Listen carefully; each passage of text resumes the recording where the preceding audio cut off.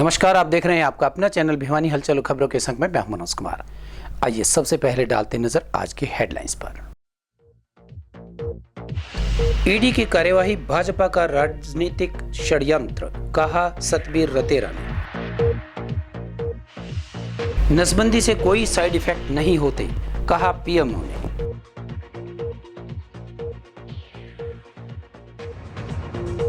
India semiconductor mission के तहत केंद्र सरकार खर्च कर रही 76,000 करोड़ रुपए।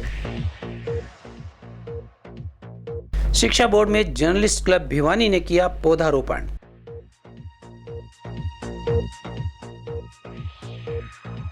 अपनी मांगों को लेकर आशा वर्कर्स व आंगनबाड़ी वर्कर्स ने किया रोष प्रदर्शन।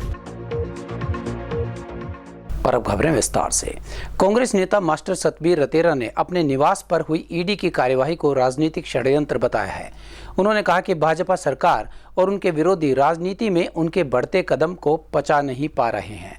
भाजपा सरकार जानती है कि कांग्रेस पार्टी उन्हें टिकट देकर विधानसभा का चुनाव लड़वाती है तो भाजपा प्रत्याशी की हार निश्चित है। उन्होंने कहा कि भाजपा उनके खिलाफ कितने भी जांच करवा ले, उन्हें कुछ भी नहीं मिलने वाला है। बताना होगा कि बीते कल बुधवार को मास्टर सतबीर रतेरा के निवास पर ईडी ने छापामारी की। करीब 24 घंटे चली इस छापामारी में क्या हासिल हुआ है, यह अभी तक ईडी अधिकारियों ने मीडिया को नहीं बताया है। ईडी अधिकारी मीडिया से बिना बात करे ही रवाना हो गए। कांग्रेस नेता मास्टर सतबीर रतेरा के भिवानी निवास पर ईडी के छापेमारी पर अपनी प्रतिक्रिया व्यक्त करते हुए उन्होंने कहा कि हल्का भवानीखेड़ा की जनता के बीच उनकी बढ़ती लोकप्रियता से विरोधी बौखलाए हुए हैं और वो नहीं चाहते कि हल्का भवानीखेड़ा से उनके प्रत्याशी के सामने कांग्रेस का कोई मजबूत उम्मीदवार आए। इसीलिए जानबूझकर ईडी की कार्यवाही की जा रही है। उन्होंने कहा कि भाजपा वाले उनसे सीधे मुकाबला नहीं कर पा रहे हैं, इसलिए उनके बढ़ते हुए कदमों को रोकने के लिए ईडी का सहारा लिया जा रहा है। कांग्रेस नेता ने कहा कि ईडी की यह कार्यवाही जानबूझकर उनकी सामाजिक छवि खराब कर उन्हें परेशान करने के लिए है, क्योंकि जब से उन्होंने कांग्रेस पार्टी से चुनाव लड़ने का ऐलान किया है तब से उन्हें बार बार ईडी द्वारा परेशान किया जा रहा है। वह भाजपा की ऐसी ओछी राजनीति से डरने वाले नहीं हैं। ईडी की रेड है। पहले तो मैं आज आपको बता रहा हूँ कि आज के अखबारों में ये लगी है कि दूसरी रेड हुई है। मेरे घर पे पहले कोई रेड हुई नहीं, आज पहली रेड है। पहले जब 31 मई 2023 को मैंने पार्टी जब वीआरएस ली और 31 जुलाई 2023 को जब मैंने पार्टी ज्वाइन करी तो 1 महीने बाद मुझे नोटिस मिला था ईडी का, उसका मैंने जवाब दे दिया था। परंतु आज जो अखबारों में छपा है कि खनन ठेकेदार, मैं एक रिटायर्ड टीचर हूं, मेरी कोई इस प्रकार की फर्म नहीं है, ना मेरा खनन से कोई संबंध है। मैं क्रैशर एसोसिएशन का, मजदूर एसोसिएशन का प्रधान है, उनके लिए मैंने काम किया है। और जो आज के तमाम अखबारों में ये लिखा गया था कि वेदपाल तौर का खासम खास, उससे मेरा कोई संबंध नहीं है। उसकी जो फर्म है बाबा समाज, उससे मेरा कोई आज तक एक पैसे का लेन देन नहीं है। इस प्रकार की जो मैं आपको कन्फर्म कराना चाहता हूं कि पहली रेड थी, इन खनन कारोबारियों के जिनके ईडी के रेड हुई, इनसे मेरा कोई संबंध या 1 रुपए का लेन देन भी नहीं है। ये पूरी आज जांच चली है। उन्होंने 24 घंटे में हर अकाउंट को दिखाया है, कोशिश की है। उनके सारे अकाउंट, जिस महिंद्रा के मालिक संजय गुप्ता की रेड हुई उससे भी बारे में पूछा मेरे से, मेरा उनसे उन्हें सर्च भी किया, कोई किसी से 1 पैसे का लेन देन नहीं है। अधिकतर कारण तो ये है कि पीछे जब आपने देखा कर्नाटक में चुनाव होना था, 37 जो कांग्रेस के नेता थे उनके घर आई थी। आज भी दबादब ईडी कोशिश की, लगभग कोशिश ये है कि कांग्रेस के नेताओं के ऊपर ये केस बनाए जा रहे हैं। किसी भी बीजेपी के घर, नेता के घर ईडी जा नहीं रही। और मेरे वो आदमी है वेदपाल, ईडी के द्वारा अंदर बंद है। मेरा उससे 1 रुपए का लेन देन, इन्होंने पूरे सर्च किया है, खंगाड़ा है, 1 रुपए का कभी भी लेन देन नहीं हुआ है। ना उसकी फर्म का कहीं हम पार्टनर हैं, उसकी फर्म अलग है, मेरा किसी भी कोई भी मेरी फर्म नहीं है, ना मेरा कोई किसी से ताल्लुकात है। मेरी मिसेज भी जिस फर्म में पार्टनर है वो फर्म भी अलग है। तो जो अधिकारी थे वो मुझे ये पंचनामा दे के गए हैं जब वो सर्च करते हैं तो क्या मिला, क्या लेकर के गए, क्या दिया, उसमें अधिकारियों की भी साइन है, गवाह की भी साइन है और हमारे भी साइन है। बढ़ती हुई साक्षरता दर के साथ महिलाओं के साथ अब पुरुष भी नसबंदी करवाने में आगे आ रहे हैं। पीएमओ डॉक्टर दशरथ ने बताया कि 11 जुलाई को विश्व जनसंख्या दिवस मनाया जाता है और जनसंख्या नियंत्रण के लिए स्वास्थ्य विभाग द्वारा अनेक योजनाएं चलाई जा रही हैं। उन्होंने बताया कि नसबंदी ऑपरेशन का कोई साइड इफेक्ट नहीं है और परिवार नियोजन के लिए महिला व पुरुष दोनों को ही ऑपरेशन करवाना चाहिए। देश की तरक्की में जनसंख्या का बढ़ना सबसे बड़ी समस्या है, लेकिन जनसंख्या नियंत्रण को लेकर सरकार अनेक योजनाएं चला रही है। पीएमओ डॉक्टर दशरथ ने बताया कि 11 जुलाई को विश्व जनसंख्या दिवस मनाया जाता है। जनसंख्या नियंत्रण के लिए स्वास्थ्य विभाग द्वारा अनेक योजनाएं चलाई जा रही हैं। सामान्य अस्पताल में नसबंदी करवाने के लिए पुरुषों व महिलाओं को प्रोत्साहन राशि दी जा रही है। पुरुषों को नसबंदी प्रोत्साहन राशि 2000 रुपये दी जा रही है, जबकि महिलाओं को 1400 रुपये दिए जा रहे हैं। अगर महिला डिलीवरी के 7 दिन के अंदर नसबंदी का ऑपरेशन करवाती है तो उसे 2200 रुपये प्रोत्साहन राशि के रूप में दिए जाते हैं। 2024 में अब तक 806 महिलाओं ने नसबंदी का ऑपरेशन करवाया है, वहीं 23 पुरुषों ने ऑपरेशन करवाया है। 2023 में 57 पुरुषों ने नसबंदी ऑपरेशन करवाया था। उन्होंने बताया कि सामान्य अस्पताल में यह ऑपरेशन फ्री में किया जाता है, जबकि निजी अस्पतालों में करीबन 10 से 15 हज़ार रुपये की लागत आती है। उन्होंने जागरूक करते हुए कहा कि इस ऑपरेशन का कोई साइड इफेक्ट नहीं होता है। परिवार नियोजन के लिए महिला व पुरुष दोनों को ऑपरेशन करवाना चाहिए। आज जैसे आपको विदित है कि 11 जुलाई को वर्ल्ड पॉपुलेशन डे मनाया जाता है। तो जैसे कि आपको पता है कि हमारे पूरे देश में जनसंख्या एक बहुत बड़ा मुद्दा है और उसके लिए हमारे पॉपुलेशन कंट्रोल एक इम्पोर्टेंट गवर्नमेंट का स्टेप है, जो लेना चाहिए। उसके लिए हमारे पास फैमिली प्लानिंग के ऑप्शंस सभी लोगों को, कपल्स को दिए जाते हैं, जिसमें ट्यूबैक्टमी है उसके चार्जेस उसके 1400 रुपये कराने के बाद उसको मिलते हैं, और वैसेक्टमी जो मेल की होती है उसमें उनको 2000 रुपये दिए जाते हैं। और इसके अलावा भी कॉन्डोम, सीसी और भी प्रोसीजर हैं। और इसके अलावा फ्री काउंसलिंग सरकारी अस्पतालों में और यहाँ भी हमारे पास अवेलेबल है। कभी भी कोई कपल आके इस बारे में कोई जानकारी किसी तरह से और कोई मेथड क्या एडोप्ट करेगा, क्या नहीं करना चाहिए, उसके बारे में उसको हर तरह की जानकारी दी जाती है हॉस्पिटल में। तो मैं आपके माध्यम से कहना चाहता हूँ कि जितने ज़्यादा लोग जिनको अपनी फैमिली कंप्लीट होगी तो उनको आगे आना चाहिए और अपने फैमिली प्लानिंग को आगे बढ़कर उसको अपनाना चाहिए, ताकि हमारे देश में उनकी तरक्की में उनका योगदान रहे। ये ऑपरेशन तो फ्री है, उसके अलावा भी हम उनको पैसे देते हैं। जैसे कि फीमेल अगर स्टरलाइजेशन करा रहे हैं तो उनको 1400 रुपये, मेल स्टरलाइजेशन को 2000 रुपये सरकार की तरफ से दिए जा रहे हैं। इसके अलावा भी उनको फ्री काउंसलिंग और भी कोई दिक्कत आ रही है उसमें भी हर तरह से उनकी मदद की जाएगी हॉस्पिटल में। अगर बाहर ऑपरेशन कराते हैं तो अलग अलग प्राइवेट अस्पताल में अमूमन ये मान के चलो कि 5-10 हज़ार से ज़्यादा ही फीस हर अस्पताल लेता है।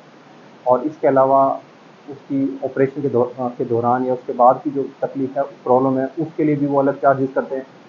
और इसके अलावा और भी बहुत सारी प्रॉब्लम्स आ सकती है प्राइवेट अस्पताल में, लेकिन सरकार द्वारा सरकारी अस्पताल में सब कुछ फ्री है और इसके अलावा सरकार की तरफ से उनको पैसे मिलेंगे। चौधरी बंसीलाल विश्वविद्यालय नई शिक्षा नीति के तहत सेमीकंडक्टर आधारित शिक्षा देने वाला पहला विश्वविद्यालय बन गया है।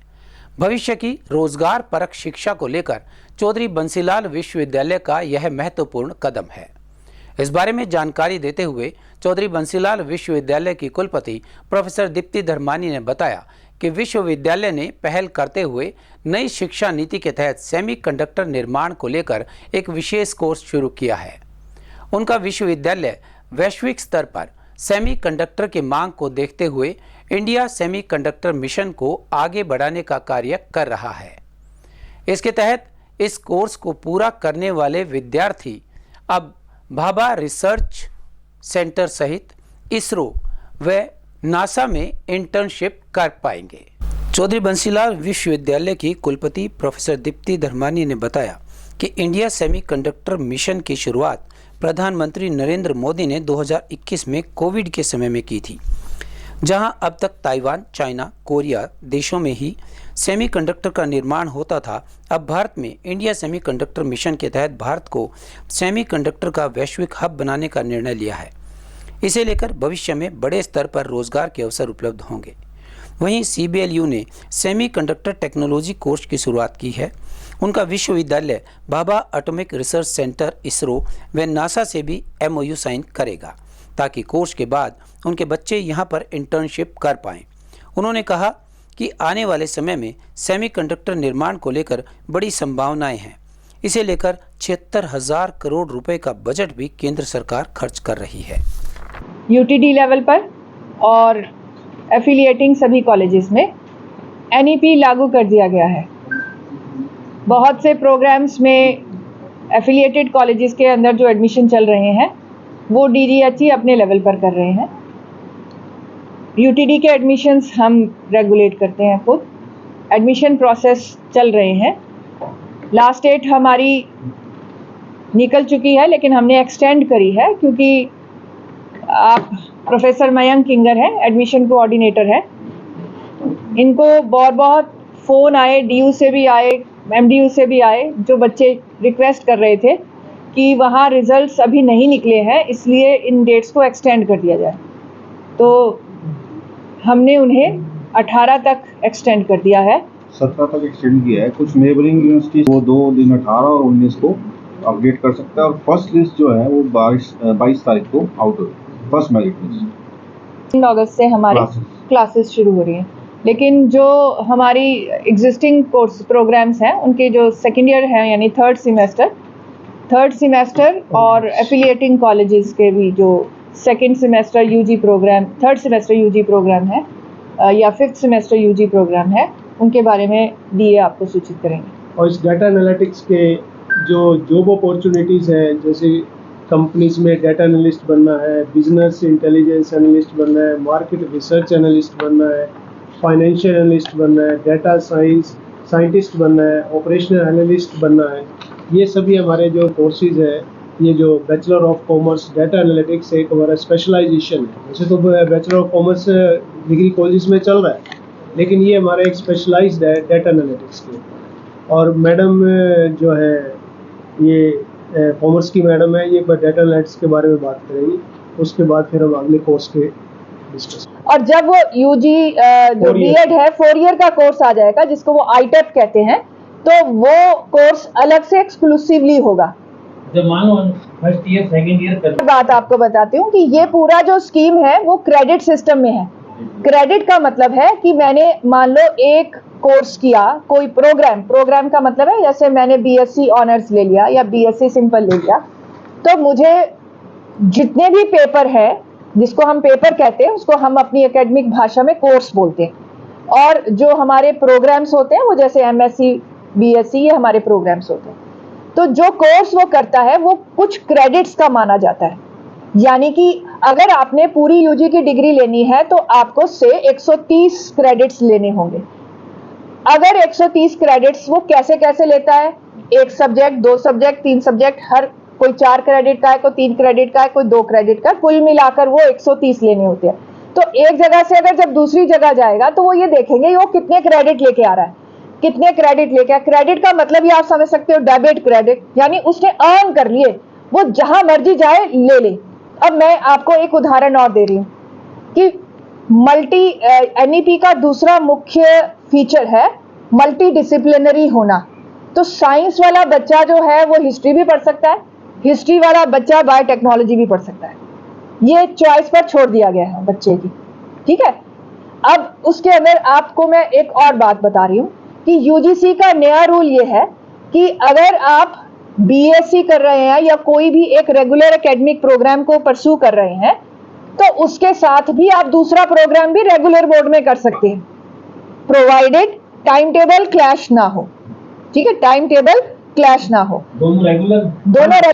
अब मेरा ये कहना, ये भी आह्वान है कि अगर मुझे युवाओं की तरफ से ये रिक्वेस्ट आती है और मेरे को कुछ अपील होती है कि मैं ये semiconductor, fashion designing, data analyst, जिसमें पहले साल सर्टिफिकेट, दूसरे साल डिप्लोमा, तीसरे साल डिग्री, चौथे साल ऑनर्स और रिसर्च है, तो जो सिंपल एफिलिएटिंग कॉलेजेस के बीएससी के छात्र हैं, बीए के छात्र हैं, और अगर ये अपील करते हैं तो मैं इन कोर्सेज को शाम को चला सकती हूँ। तो वो सुबह रेगुलर कोर्स वो भी कर सकते हैं, शाम को रेगुलर ये कर सकते हैं। अगर वो चाहे तो सुबह वाला कोर्स छोड़ सकते हैं, चाहे शाम वाला कोर्स एक सर्टिफिकेट के बाद, डिप्लोमा के बाद कभी भी एग्जिट कर सकते हैं। तो नॉलेज जो है वो it is at their disposal.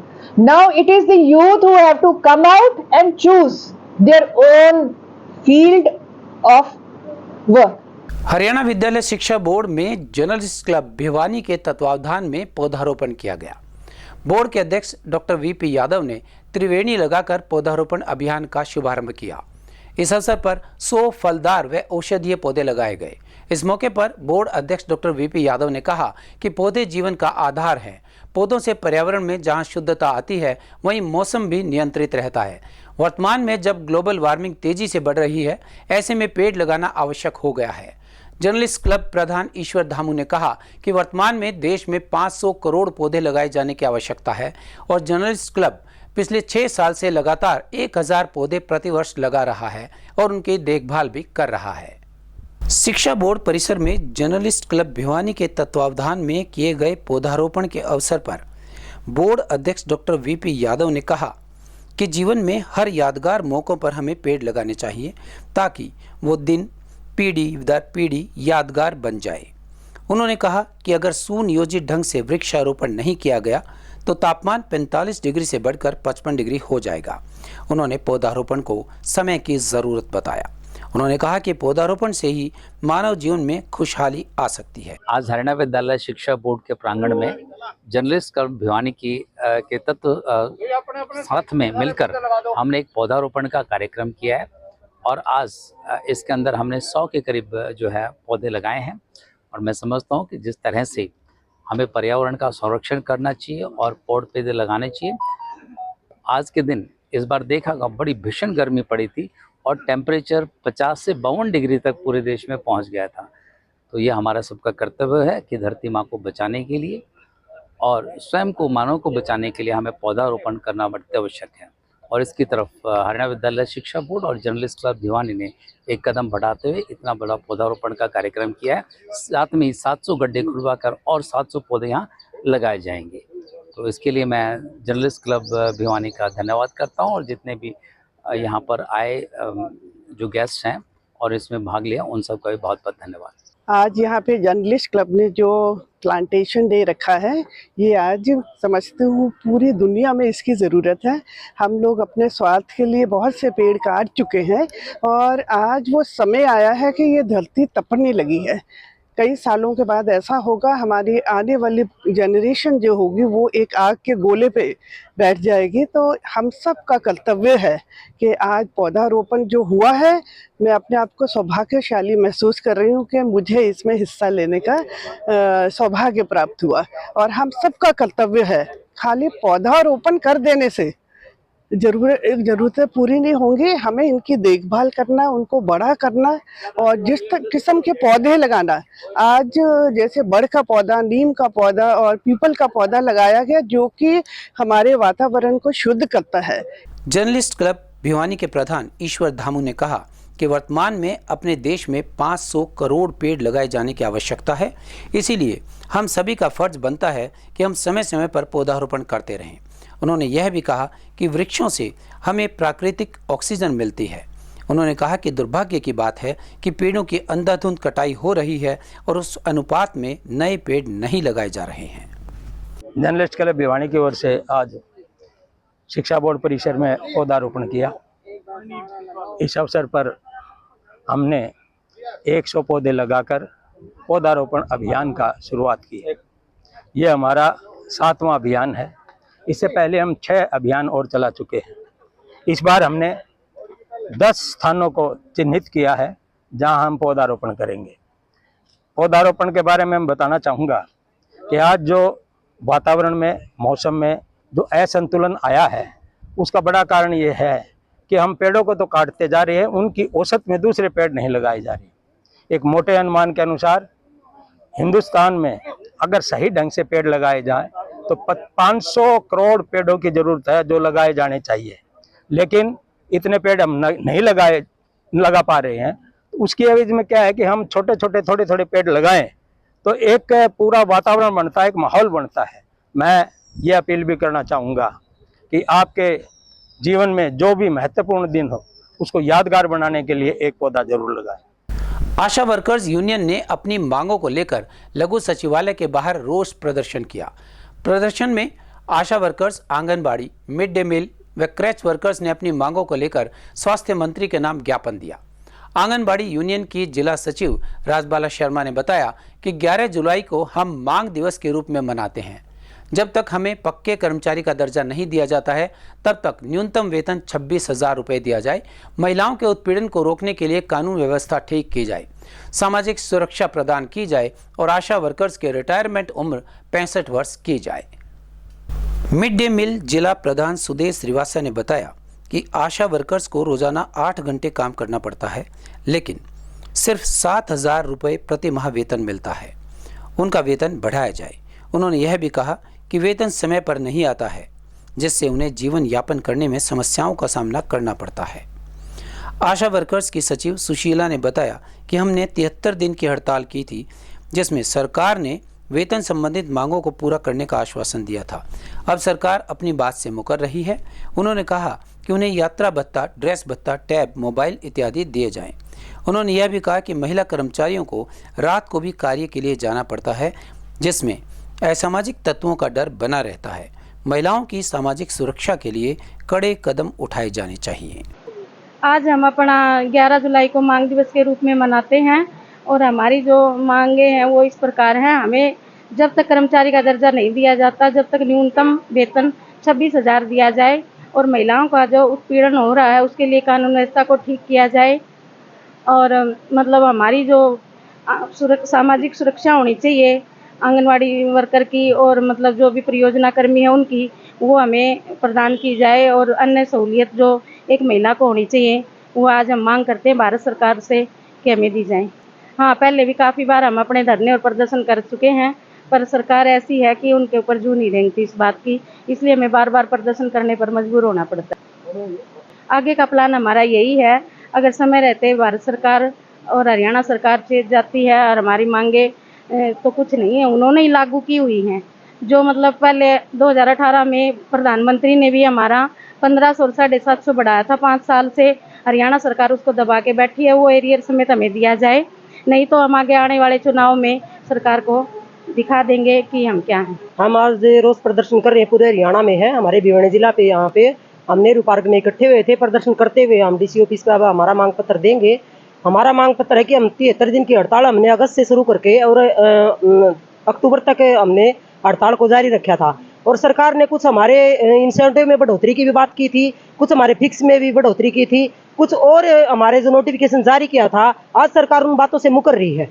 सिर्फ 2000 की बढ़ोतरी 2100 की जो करी थी सिर्फ वही मिल रहे हैं। उसके साथ न तो हमारे को ड्रेस का भत्ता दिया जाता है, न हमारे को यात्रा भत्ता दिया जाता है और हमारे को छोटे मोटे जो काम होते हैं जो जिसके आधार पर हमारे को पैसा मिलता है उनमें भी बढ़ोतरी करने की सरकार ने बात कही थी, वो आज तक हमारी लागू नहीं की है। आशाओं को भुगलाया जा रहा है। लगभग 9 महीने का समय बीत गया है, आज तक हमारे को कुछ नहीं देगा, बल्कि हमारा काटा जा रहा है। जितना हमें मिलता था उसमें भी हमारी बहनों का शोषण हो रहा है और ऑनलाइन का काम हमारे ऊपर बहुत ज्यादा दबाव बनाया जा रहा है। बहुत थोड़े से पैसे में बहुत कम पढ़ी लिखी बहनें हैं हमारी जो ऑनलाइन काम करने के लिए बिल्कुल सक्षम नहीं है, उनको नाजायज तंग किया जा रहा है।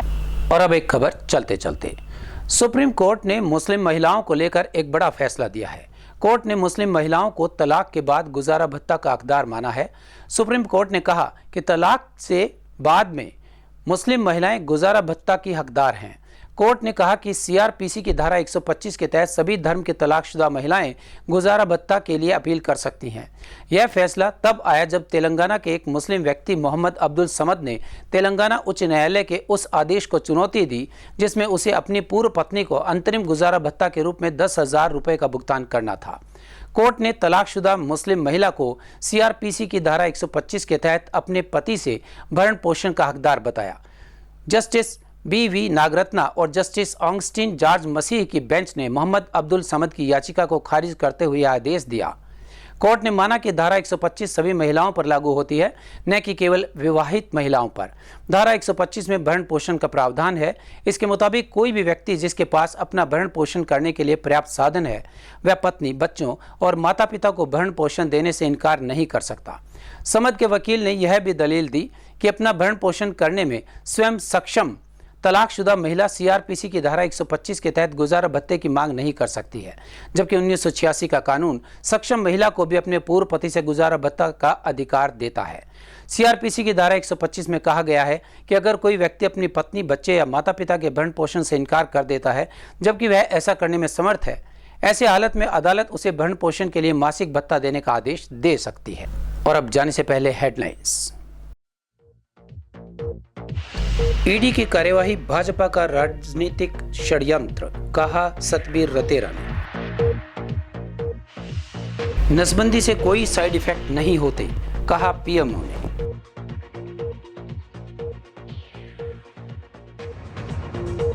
इंडिया सेमीकंडक्टर मिशन के तहत केंद्र सरकार खर्च कर रही 76,000 करोड़ रुपए।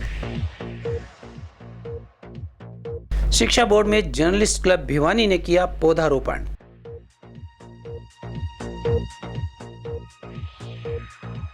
अपनी मांगों को लेकर आशा वर्कर्स व आंगनबाड़ी वर्कर्स ने किया रोष प्रदर्शन। हमारे आज के इस अंक में बस इतना ही। अगले अंक के लिए देखते रहेगा आपका अपना चैनल भिवानी हलचल।